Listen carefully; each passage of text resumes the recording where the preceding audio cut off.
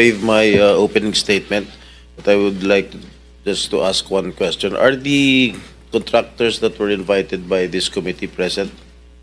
Are all of them present here?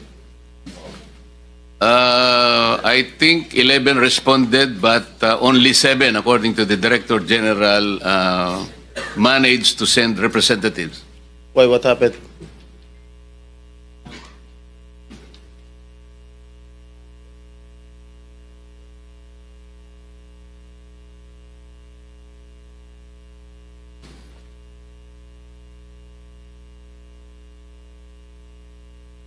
Karamihan sa kanila, Senator Jinggoy, nagkasakit lahat. Iba siguro ni nervyos. Sana So, Mr. Chair, with that, I move that we subpoena them for next hearing. Let me acknowledge the arrival of the gorgeous Senator Amy Marcos.